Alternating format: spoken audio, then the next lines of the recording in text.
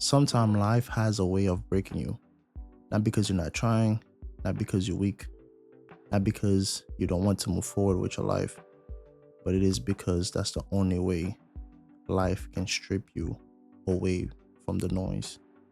You feel like you're losing your rhythm, you can't create, you can't learn, you stop yourself from feeling, whether if it's love, whether if it's connection, creativity. In that silence right there, it's lonely, it's annoying. You start questioning whether if it's all worth it. You start questioning whether if you're doing the right thing or if you're not doing the right thing. You start questioning, are you the person that should be leading? But at the end of the day, it's your life. Only you can add value to it. But in that silence right there, that's where the rebuilding start. Whether if it's school, you just failed an exam and you got two more exams at the end of your semester to get it done. Whether if it's your ninth business domain that's not working. In that silence, when you're asking yourself and you're asking God, what's next? That's when you need to start rebuilding. And that can look like many things. The beauty of your breaking point, no matter in what it is that it focuses on your path and it forces you to face what you've been avoiding. In that moment, you're going to realize that growth doesn't always feel good. And sometimes it looks like isolation. And that's a tough pill to swallow, no matter who you are. Sometimes it sounds like doubt, but it's still progress. Recognizing that you're at a plateau, it's like the gym, you know? And the goal isn't to escape the pain because, like, it's always gonna chase you. This life ain't easy. I think the better point is to honestly try to understand it. Try to let it teach you the discipline, self control, and peace that you need. You need peace in order to think. You need self control in order to know how to stop yourself from lusting, how to stop yourself from cursing or from crashing out, like people say nowadays. Every time you silence the anger, every time you breathe, your thoughts are just going all over the place because you're not letting yourself go through the emotion. So you might as well let it go through you and let it teach you how to return to yourself, how to return back home. It's not something that's easy, especially if you lost. You know,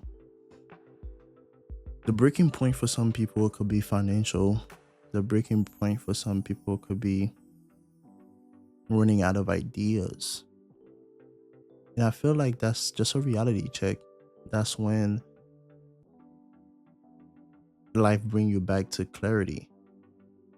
It's putting you back in that position that you have to remind yourself why you started to begin with. You're reminding yourself why you're doing this and why it is worth it.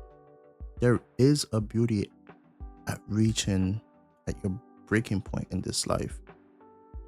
And I know a lot of people may be confused and saying, well, it's my breaking point. How is that a beauty? It's because like you literally at the worst. It can't get any worse. Some of you may be $0 in your bank account or you're $100,000 in debt. Or your car's not working, or school's not going your way, or your business not going your way, or the relationship is not going your way, or your friendship not going away with the people that was once around you. Your breaking point could be you trying so hard and you're not seeing any results. So that looks different for everybody. And it's very cliche to say, but growth really doesn't always feel good. really don't. It's just like if you're going to the gym, right? And you're trying to lose weight, which I believe we all been there, or trying to gain muscle, whatever stage of your life your body's at the time. It's like whatever you're doing, you gotta push to a certain limit. You gotta push to the breaking point. Like you gotta test the waters. And